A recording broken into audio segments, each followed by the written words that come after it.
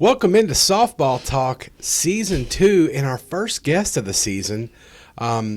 Coach, I'll let you introduce her. Yes, Junior Ava Reinhart from Mercy. We're just going to jump into it. Ava, I want you to start a little bit about where you started with your softball career. So I started whenever I was like T-ball at Fern Creek, and I played rec ball at Fern Creek up until I was like 8U, 10U. So that's where I started, was Fern Creek. And then, so at what age did you jump into the travel ball section? So I jumped into travel ball pretty early. I started travel ball in machine pitch, so whatever age that is. Wow. Okay, so yeah, that's 8U. Yeah. Yeah. I just want to, for people that aren't in Louisville, Fern Creek Park is a recreational league, as she said. Probably one of the best that there is out there. I mean, it is great competition, good coaching. They built the Miracle League field there. They've done a lot of good things there. And I think it's important for parents out there and kids to realize the importance of recreational softball. Absolutely. I mean, when we look back now, we had some awesome memories. And Ava, did you have some good? Yes. I mean, that's where like the All-Stars and the, all that stuff starts, and you learn that, yes, I need to work on this to make the team. And there were some great things. And my daughter included, her first travel team was because of the All-Star team. They wanted to keep playing. Right. And I think it's a healthy way to get into it. I think it's a healthy way for parents that have young kids out there that aren't ready to go to a 10U national team traveling to Arizona, that, hey, continue with your rec league, maybe throw a little team together. Absolutely. Yeah. Yeah. So Ava Reinhart, class of 2025, she's a junior this year. Ava, when you came to Mercy, 3 years ago now, right? Yeah. You started as a freshman. I did. Yeah. And so I know there was some growing pains from there till you are now. Can you talk a little bit, especially to our younger listeners, about going from, 12U, 14U softball to the high school game? Yeah, so it's a really big difference, and like if you're not in the realm of it before high school, it's a huge difference. So like the balls are hit harder at you, the pitches are coming in faster, they're spinning more. You're a 14-year-old playing against an 18-year-old in high school, so it's a really big difference, and it takes some time to adjust. And it was definitely growing pains, like you said, as I was a freshman. So, yeah. Yeah, and I don't mean that in a bad way, Ava. I'm just saying like your defense from your freshman year till now is just, it's completely different. And I know it's the work, one, that you're putting in, Coach JB pushing you, and then you honestly maturing, growing, and getting that much better. Right. It was really just like learning the game more, because it's a lot different. Like I said, like you have to know the game to be able to play a big position like I did. Yeah, because it's not just throwing the ball to first to get the out. I mean, because Coach JB, I mean, you can talk about some of your defense, the way you run some things, for a 14-year-old kid to come out there. I mean, my daughter included, she tried it. She gave you her effort, right? Wasn't 100% ready. I mean, gave you a shot, but to come in and make an impact as a freshman's a big deal. Well, I wouldn't say that.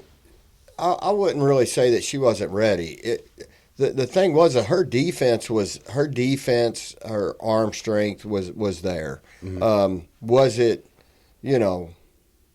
senior level ready? No, but it was there for a freshman. Right. The thing that she struggled with the most was the speed of the pitchers. Yeah. You got a 14-year-old standing in the box. And Ava, you can talk about this too. And you're seeing pitchers that are throwing, upper 60s, and you've never seen that before, right? Or you haven't seen it very often, right? Yeah. Yeah, it was because in 14U, 12U, it's like 50-ish, and then you go from 50 to 60 within like a few months, and it's a big difference. Well, and talk a little bit about, also some things that you did, Ava, to prepare yourself, because you've been hitting with me for a long time. And I'll never forget it. I think 7th grade year, we were in the facility talking, and Eddie, Ava's dad, we went to high school together, and we're just sitting there talking, and I'm like, hey, we got to get Ava in some strength training.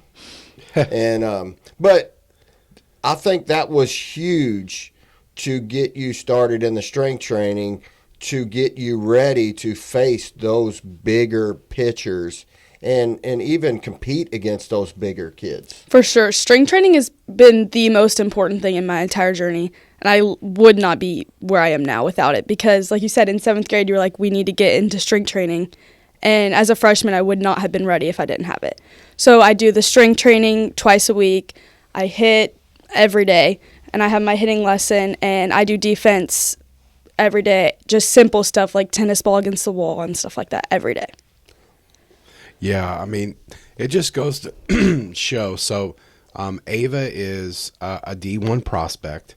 You're kind of right now, we're not going to name particular places, but Northeast-ish type schools, Yes. right? And we've talked a lot about Ava on the podcast. So she plays with a club out of New Jersey called Intensity. Mm-hmm. And just to circle back, there was somebody sent me this thing that Coach JB only plays. If you want to go to Mercy, you got to play for Freedom with Coach JB. So Ava's a product of not playing for Coach JB. So whoever said that is insane. But so you play for Intensity up there. And I know that's been a crazy different journey for you. Yes. But now, you have to put in that work that you're doing, right, Ava, to obtain those goals and to go D1, right? For sure, yeah. Coach, let's talk a little bit about Ava's progression with hitting with you. Mm-hmm. So started with you in, 7th grade-ish? No, I want to say it was 5th. It was like 5th grade, I believe. Wow. Yeah. Wow. So, Ava, how did that come about? Do you even remember at this point? So I think I used to pitch, so I was pitching with Asia, and we saw JB giving lessons, and at the time it was mostly baseball lessons, I think. Okay. And so my dad was like, I think I went to high school with him, so he messaged him, and that's how we got to hit with JB. Wow. Yeah, and it was, and again, when she started, we were raw. And I'll tell you this, from 5th grade to even now, we're still tweaking some things. Like, and right. I preach this all the time. Hitting is difficult. Yes. If you're not working on it every day. And I'll tell you something else about Ava is, her dad pays a facility a monthly deal, I think. And outside of her hitting lessons, Ava goes there and works indoors there, by herself, working on things that I give her to work on. Yeah. And again, if you're not working on that stuff every night, right, you're never going to build the muscle memory, and it's never going to be perfect. It's never going to be perfect anyway. Right. But you're trying to get close to perfection, to consistency. And that's what we're striving for, and we're pretty close. We still tweak a little bit, a few things. But for the most part, like yesterday at practice, we hit off the machine, and it was okay. And then we did front toss, and, the funny thing is Ava's like, I don't know what I'm doing wrong. So I didn't say anything. I just looked at her and smiled. Because what is our biggest thing, Ava? I overthink everything. Overthink everything. So I just smiled at her, and I think she got a little mad about that. She's like, he didn't say nothing to me. So now I throw the next 7 in there, and she blows them out of the ballpark. Right. And she's like, what did I do different? And I said, well, I think you quit thinking about it because you got mad at me. Yeah. So then the swing just started coming together. So, and we're always tweaking with that. And, Ava is a student of the game. Right. She'll video herself. She'll look at the videos and she'll ask me questions because she wants to learn. And that's the key that I tell my hitters is I'm not going to be with you when you go to college. Correct. So you have to learn how to break your own videos down. Mm-hmm. And I really try to set with most of my students to start to get to that level and start to break things down for them so they understand when they're away from me and something may not be going right, they can actually video and look at it and go, oh, yeah, there it is. I remember, yeah. And so they can start picking that stuff apart. But, you just got to work at it, and Ava does. She puts everything into it. And, strength training is, the other thing is nutrition with the strength training because you prep your meals. Yeah, every week. Every Sunday, me and my mom prep my meals for lunch. Let's just make it simple, stupid, Ava. Can you kind of go through a typical week? Yeah. So for breakfast, I usually have a protein bar because the mornings are hectic. And so for lunch, we make chicken. So she bakes the chicken and then we make the rice. So I have chicken and rice and some type of fruit. And then for dinner, just whatever mom cooks. So. Yeah. Awesome. So it's okay. Like, hey, players out there, the season's coming, right? School lunch sometimes isn't the greatest. Mm-hmm. Hey, do it. Come up with some stuff with your mom or your dad, and there's nothing wrong with it, man. It's a great way. It makes you feel good. It's going to help you, get those proteins that you need. I mean, we hear Josh at RXD, right, constantly preaching, make sure you get your proteins. Well, the other thing, too, is for some kids, some programs, that may be the last meal they have before that 5:30 ball game. Right. Yes. And again, most school lunches are not that good. No. So you're not really getting that quality of proteins and stuff that's going to help carry you through and be strong for that ball game. Now we try to do things before our ball games at Mercy, where we try to have meals brought in. Sometimes the meals that are brought in aren't so good, but we're going to try to change that this year and make them a little bit better. And but yeah, so Ava, as far as high school, what are some of the things that you think are important for a high school team to be very successful? I think one of the biggest things is you'll have to have good communication. So without communication, you can't get anywhere, and you have to have good leadership. And you have to understand that not everyone can learn the same. So not everyone can be yelled at and be like, okay, I have to do this now. Not everyone can learn the same way on the field. So I think that's one of the biggest things is you have to understand that everyone's different and everyone learns a different way. Yeah, I think, and Coach JB and I have talked about this, the way that you coach your team. You've kind of had to change some things in the past with some kids. I think this year I've changed a lot. I'm not, our open field practices were a little bit more high strung, a little bit more, me getting a little amped up sometimes. This year, I think this But Coach, was, real quick, just to interject, I mean, I think you were a little further along this year. I think and this is not a knock against Caden, Maria, and Dakota. This is not a knock against them. I just think you had a big freshman class last year that really bought in, and so there wasn't that drop off. And then those freshmen or the sophomores now, kind of hopefully put the freshmen under their wing. I think you were a little more advanced. Well, maybe. I think you're right, and I think part of that played into a lot of those kids coming and working with me in that before they got to Mercy, so that they got to know me a little bit better instead of never knowing who I am and then showing up at Mercy, and then all of a sudden day one they show up at practice and they're like, holy, deer in the headlights, right? Yeah. What is he teaching me? He wants me to move this fast and do that. And, and then they're shell shocked. But most of those kids were already hitting with me. Yes. were already playing. Some of them were already playing travel ball for me. Yes. So a lot of them had been coming to my camps for years. Yeah. And they just already knew the system of kind of the way we operated. Yeah. I think so. Like Ava touched on communication, and I think it's so important for a team. Not just the X's and O's, the in the field stuff. It's the things outside of the field, right? Yes, that count for sure. the most. And I think sometimes it can be overlooked, Coach. I mean, to know that, hey, you can count on me inside and outside the lines. There's a lot to be said about that. Absolutely. Yeah. Ava, I wanted to go through some of your stats from Mercy last year. So 33 games played, 42 hits, 20 RBIs. You batted a 408 on the season with 3 homers, 8 walks, 0 hit by pitches, by the way. That's crazy. Yeah, all right. So I think maybe whoever did the stats there, I'm not sure. But a 408 last season. I know as a sophomore, now you're wanting to build on that as a junior, right? Yes, for sure. Yeah.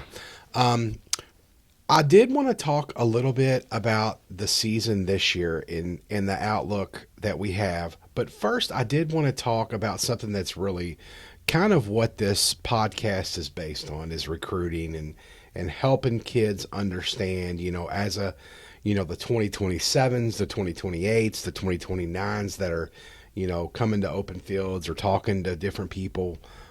What are things, I want to break it down simple, stupid from the beginning.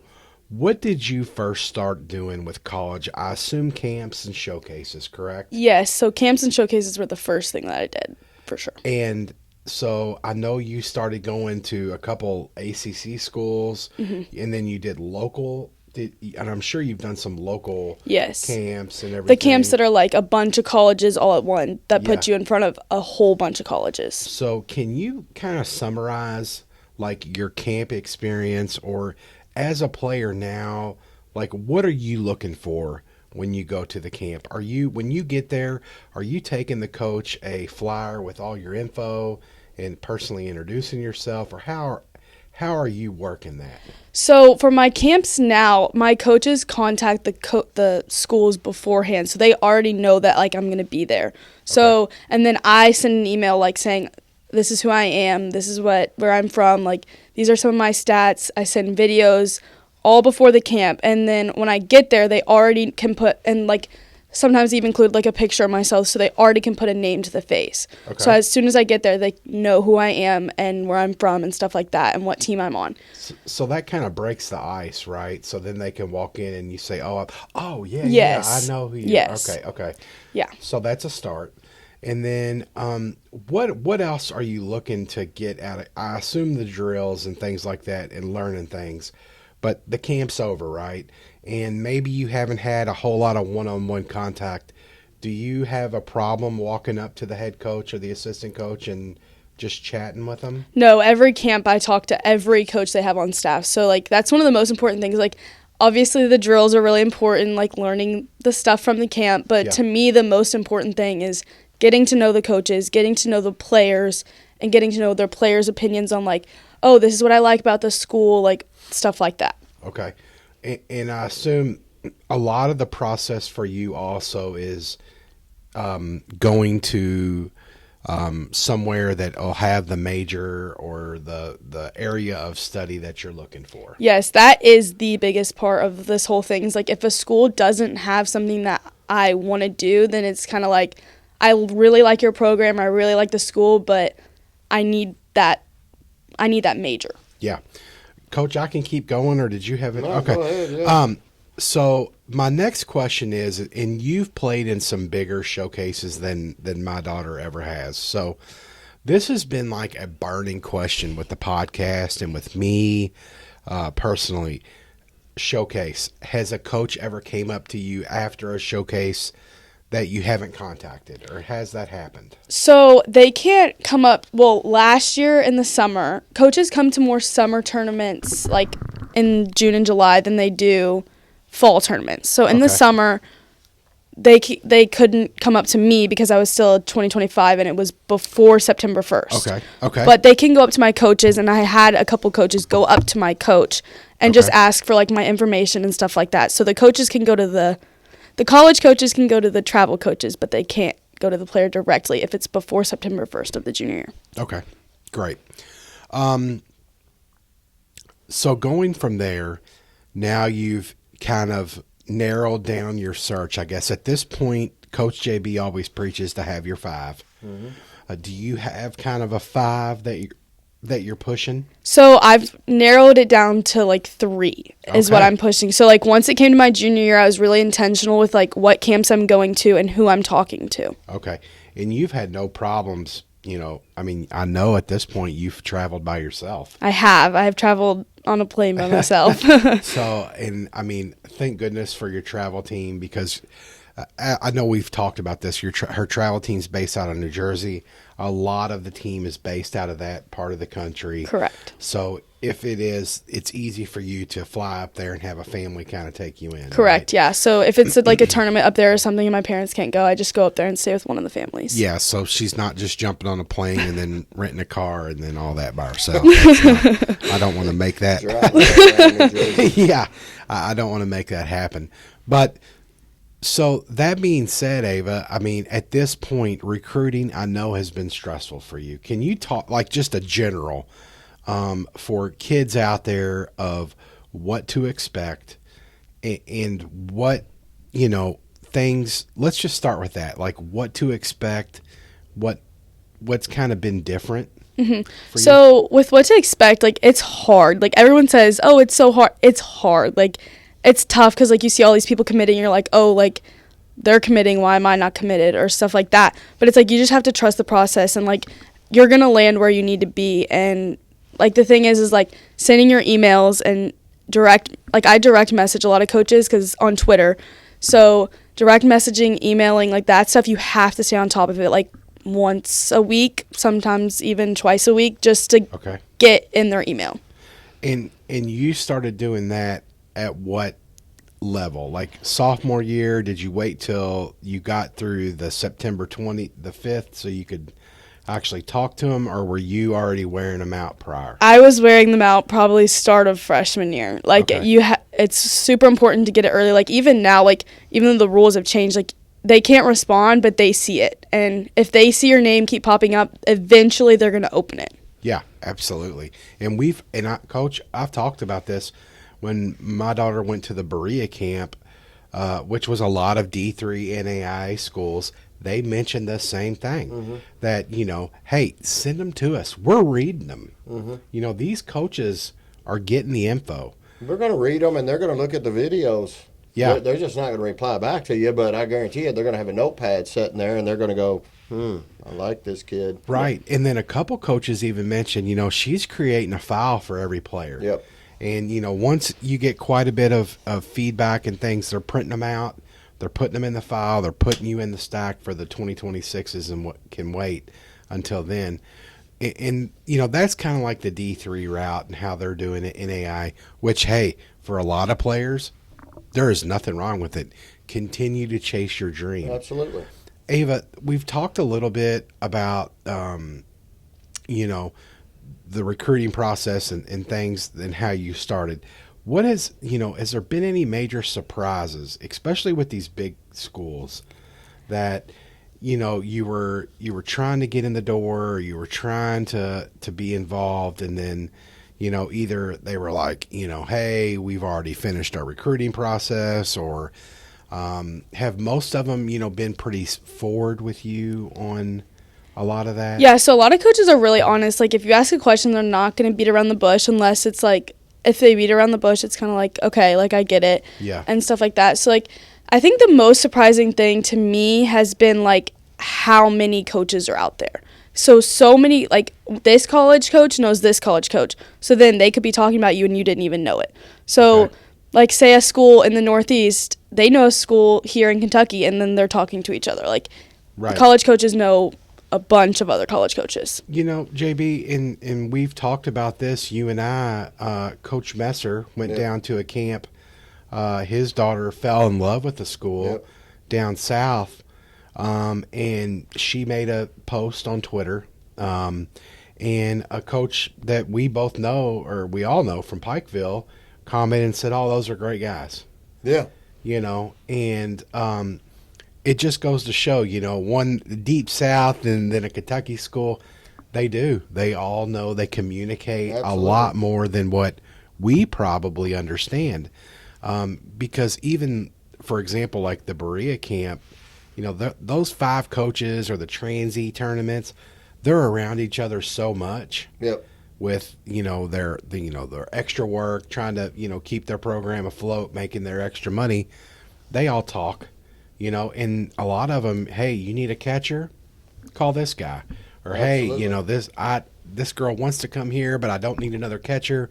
Hey, and we've heard that firsthand. Yeah, well, think about it. I mean, when we go play in those tournaments that Sean puts on, Yeah, all those coaches every one of them coaches are there every weekend, and they're all talking to each other, and they all know each other, and so yeah, they're going to share. I'm full on shortstops. yeah, But you might want to look at this kid over here. right. And so they're all going to share that information. But I agree, there's a spot out there for every kid that wants to play at the next level. Yeah, absolutely. And the thing is you cannot get frustrated on the process. Like Ava said, you have to stay with the process. Yeah. You can't get frustrated and throw in the towel and just say, yeah, I'm just not going to play ball. I'm not going to make it. I'm not going to play. Yeah, you'll make it. You just have to stay with it and keep putting yourself out there, and somebody will get you. Correct. And I mean, let's just face it, if you haven't committed by September of your sophomore year, and then it goes, and it's not the end of the world. How many players, Coach, and we just had, was it Casey Cirillo From from Cross. Holy Cross just Yeah. committed to Kentucky Wesleyan, Yeah. senior. Indiana Wesleyan, I think it was. Sorry, we will make sure we get that right, because it's hard sometimes. My memory and Coach's memory, Yeah. we get back. We're old. But listen, here we have Coach. We have a senior that was looking, and then boom, we're a week away from tryouts. Yep.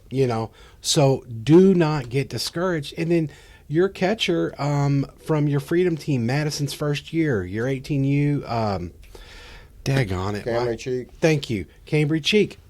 Finally landed somewhere that she wanted to land. Yep. So, let's just say this, guys. If you're not, you didn't get the commitment, your sophomore year, it goes into do not get discouraged. Ava, I know that's hard. I get it. You're on a team that has girls committed, right? Especially in your class. Yeah, so my 16U team has 1 girl committed, and then the 18U team, there's a bunch of 25s, and 2 of them are committed. Okay. 2 of them are committed. And so you're looking around as a player, and you're like, okay, where do I fit in? Why did this girl commit, and I really haven't had that thing? And I know it's tough, right? Yeah. So one of the biggest things that I learned since September 1st is that pitchers and catchers will always go first, Okay. because that's the spot they need. They need 5-6 pitchers on a staff, so the pitchers are going to go first. So that's something I didn't really realize as a 25. I'm really glad you brought that up, because I've always thought that, but we've never put that out there. That makes sense, right? Yeah, because they are. They're, first of all, pitchers are hard. Great pitchers are hard to find, and yeah, absolutely. So that makes sense. So you will see pitchers come off of your team first. Correct. And so we need to champion and cheer them on, and hey, that's great. And then you got to lock in on you. Correct, yeah. Yeah. Coach? Well, and there's coaches out there that are going to look at your athletic ability too. Right. Ava plays shortstop for me. I think she plays third base, shortstop for her travel ball team. But there may be some college coaches out there that say, man, this girl's athletic. I'm going to go after her, and I'm going to make her an outfielder. So you can't ever be set on, it's what their needs are. Yeah. You got to have an open mind about it, because you may go play that outfield position for them your freshman year to get your foot on the field, and then work yourself back into that shortstop position. Right. So you got to have a little bit open mind about it. They may approach you with something different, and you go, Yeah, no, I'm not playing the outfield. Well, then you just shot yourself in the foot. Yeah. You know what I'm saying? Yeah. So it's all about what they see in you and your athletic ability, and how can you move, and how can you help them, and what kind of arm strength do you have, and can I take this kid and make them a center fielder? Because that's what I need right now. Exactly. In the ability to be a versatile player, Yeah. there's a lot to be said about that. We've talked about that, Coach. I know that's important for you because, hey, injuries happen. That's right. Things happen.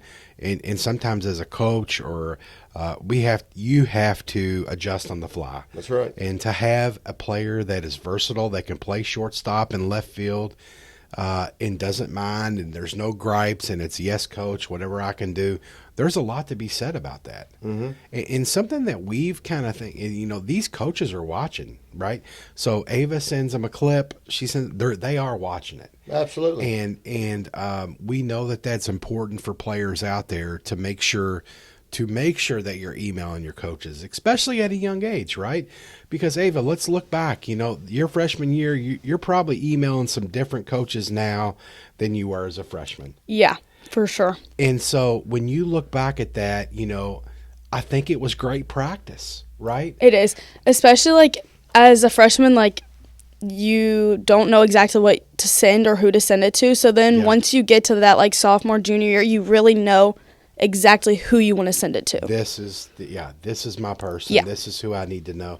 And let's also face it, by then, hopefully you've ran into that coach at least a handful of times, or you've seen him out, or, hey, I want to go to Transylvania or Center College. I know that Sean is my guy, right?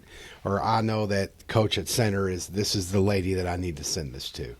That those are important. Those are the important people, maybe not the mistakes I made before I even knew who it was, right? Yeah.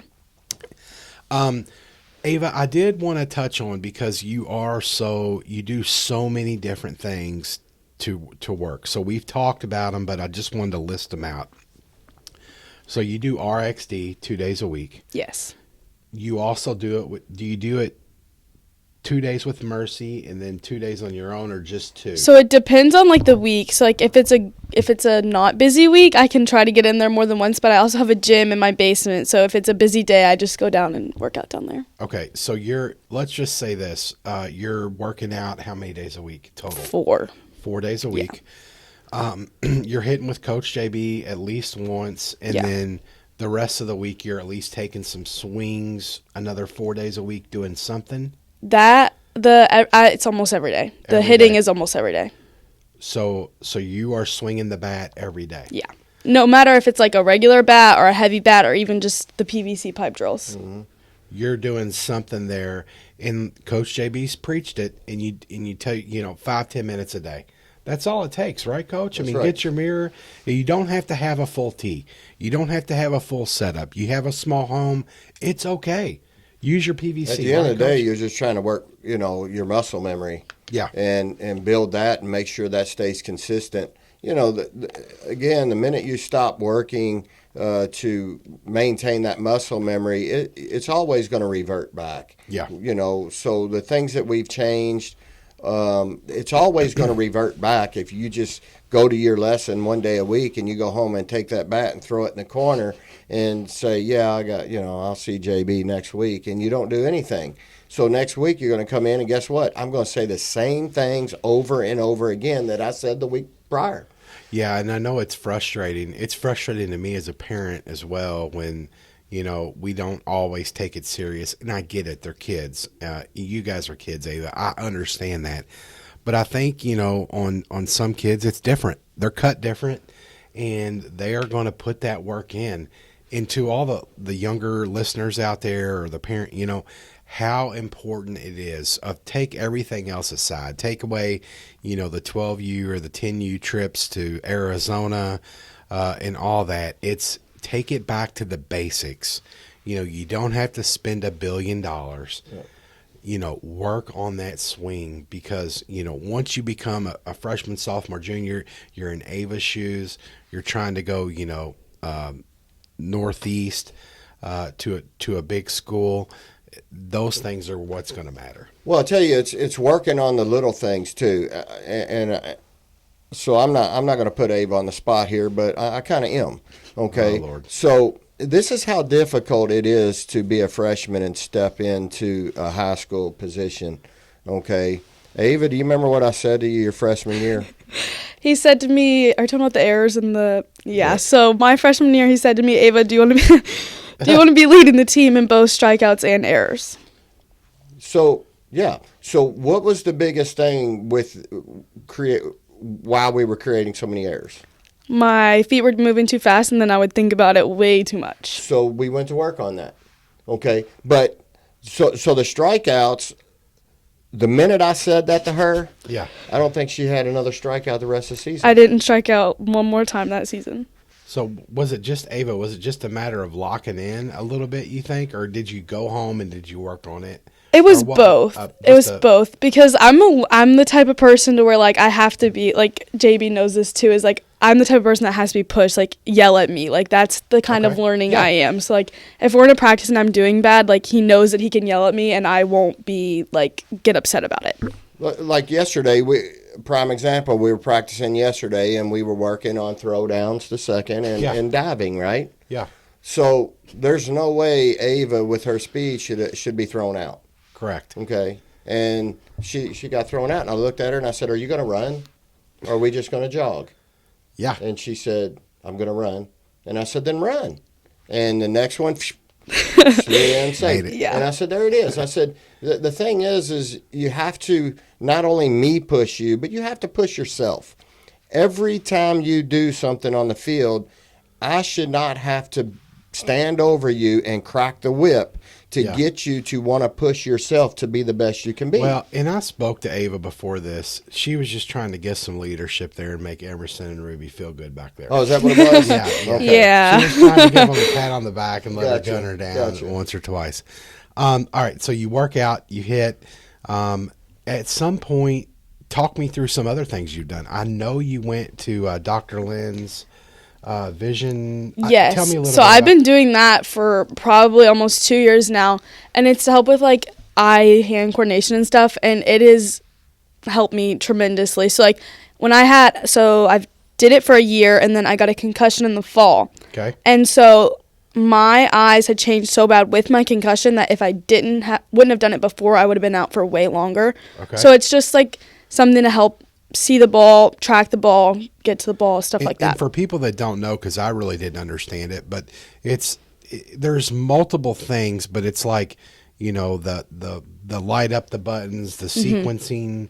Yeah, and they have these like strobes that you can put on, and they'll like toss balls as it's like a pop fly or a ground ball and stuff like that, so that you have to really focus on getting the ball in your glove and stuff like that. What is it called exactly? It's Lynn Family Sports and Vision Training. There you go. So anyone in the Louisville area knows Dr. Mark Lynn. He was Dr. Bizer's, now their Vision Works. A major philanthropist in the area. So he's created this place for, like you said, I guess concussion protocol, that sort of thing. Yeah, so their main thing is like concussions and stuff, but then they do the sports training as well. Yeah. So I know you've done that. And anything else that I've missed? So I do defense. I have a defense coach that works with me, and then obviously I work with JB on defense too a lot.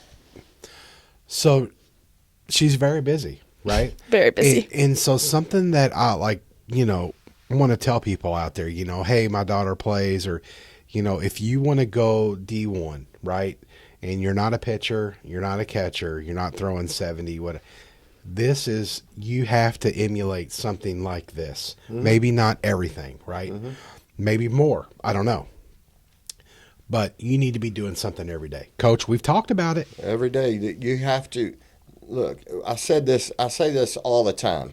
This is not way back in the day where you think a college coach is going to show up at your door, knock on the door, and say, "Hey, I heard about you and I want you to come to my program." Yes. There are so many travel ball tournaments and travel ball teams now that even I've been to Colorado. I've been there. I've seen it. They can't watch everybody. I'm No. sorry, but you pay all that money to go there. They cannot watch everybody. And they're going to watch the kids that have reached out to them or that they know about. Right. At the end of the day, that's just the facts. Right. So unless you're just on a field and a coach happens to be walking by and you hit a ball 500 feet and they go, oh my God, and then they hang out, watch a little bit more. Typically, it doesn't happen that way. Yeah. So you have to do your work. Yeah. You have to do your training. You have to do your drills. You have to, like Ava said, your freshman year, you need to start contacting those schools that you're interested in that have the programs that you like. And let's just say this, even like Ava did, at this point it was practice for you, right? Yeah. But it was getting into that groove, hey, okay, this is what I need to say. This is what, and then if you have questions, reach out to Coach JB or your travel coach or Coach Larry. Coach Messer loves the recruiting stuff, Yeah. JB. Yeah. I mean, he stays in on it. Yeah. He's in touch with it. There's a lot to be said about, at least starting to send some out. Maybe it's just a local pool. Maybe it's your big school, your dream school, And right? I would say send as many emails to as many schools as you can, like 20 to 25 schools freshman year. Yeah. Yeah. And really get that practice in, right? Yeah, you start perfecting the wording that you want to put, I mean, Yeah. a lot of kids, girl on my travel ball team, Lizzie Smith, contacted me this week. And she's like, I'm going to my first college workout, and I don't know what to expect. And so we had a long conversation. And I told her, I said, when you get there, ask a lot of questions. Yeah. Don't be afraid. Don't stand in the back and don't say anything. Be out front. Ask questions. Introduce yourself the minute you walk out there. And, so I had a good conversation with her. She was very nervous. I told her, don't be nervous. Be yourself.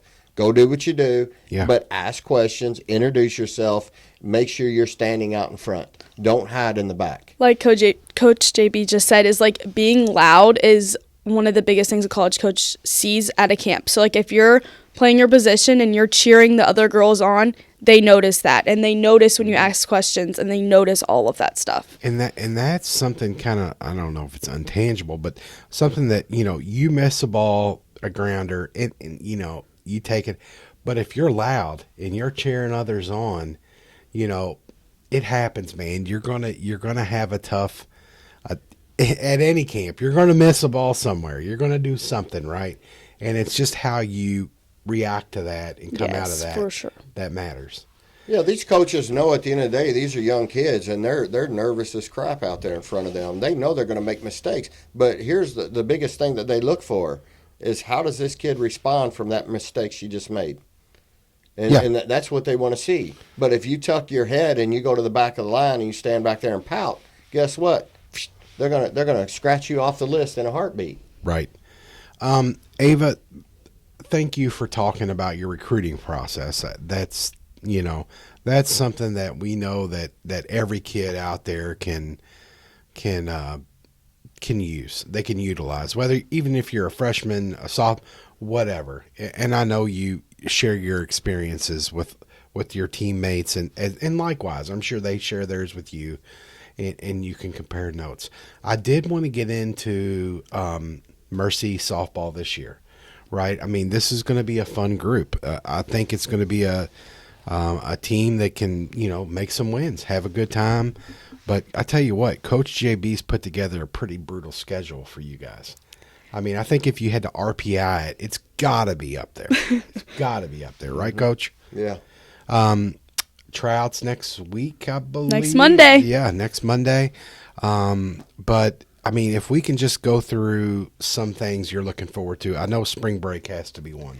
Spring break is definitely one of them. I'm super excited. It's good team bonding. And then I'm really excited for the Alabama tournament. I think it's in Alabama with all of the teams from the state tournament. And, I think he's talked about it before. Even if we don't do good in that tournament, it's really good to see all of those teams that we could possibly see in the state tournament. So I'm really excited for that. And then, obviously to play our district rivals and our Assumption rival and stuff like that. It's the whole season's going to be really good. Yeah, I believe so. Ava's talking about the Bart Rising Classic. It's in Montgomery County. Yeah, and JB and I kind of went through the schedule, but I mean, we open up with the Cupcake Lafayette, and then we're going to go from there. So I think there's a lot to be said, and I love how he threw Eastern in right before spring break. There's some good. It's going to be a tough schedule. And I mean, let's not forget, you still have the Jeffersonville Triangle with Henderson County and Jeffersonville. Actually, I'm glad you just brought that up. Okay. So Jeff contacted me the other night, Okay. and he's got to pull out. Oh no. So I need to reach out to my buddy down there in Henderson County, and I'm not so sure that they're going to want to come up if they're not going to be able to get a couple games in. So I'm going to talk to him and ask him to hold tight. Yeah. I'm going to try to reach out and see if I can't bring another team in, Yeah. because that's a good weekend for us. Yeah. We've done that for the last 3-4 years, and it's always been a great, fantastic weekend. Yeah. The parents cook up some good food. Yeah. Larry's already talking about firing that smoker up. Oh, the best brisket Barbecue in the city. and all kind of stuff. Absolutely. So we're going to get another. I'm hoping to get another team in there and fill that spot. Yeah, there's got to be someone out there, coaches. If you're listening, I believe it is March 23rd, I think. Thank you, Ava. Very nice. March 23rd.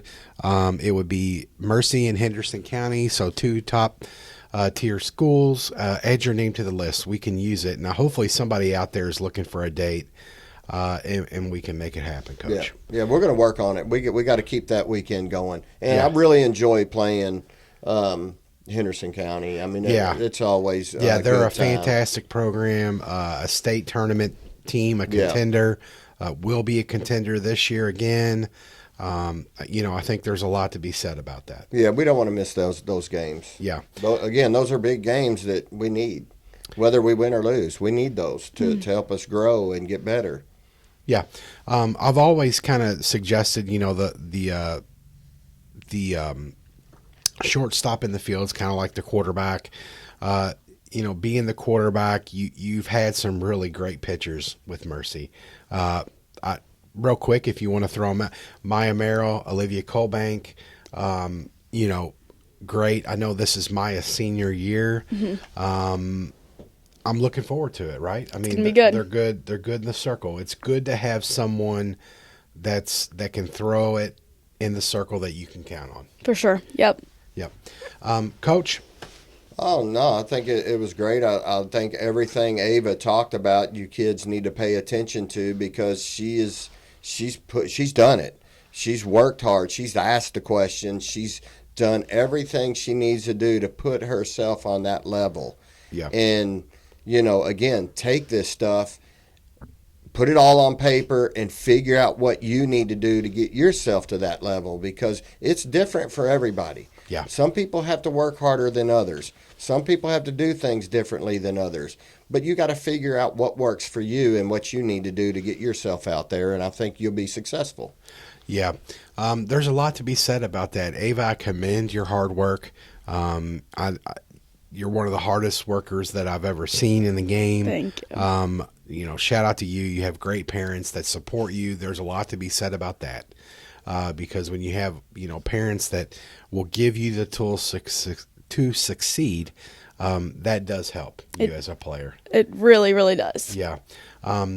So best of luck to you. Best of luck with your recruiting process.